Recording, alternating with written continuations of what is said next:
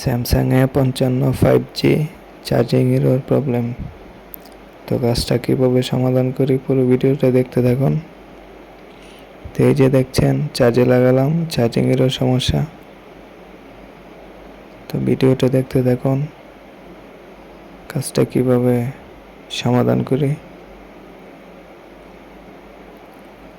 তো charging লজিকে charging পোর্টের সামনে ছোট্ট একটা ডায়োড আছে, আমি স্ক্রিনশটের মাধ্যমে দেখিয়ে দেব। তো ছোট্ট একটা ডায়োড, এটা জাস্ট রিমুভ করে দিবেন।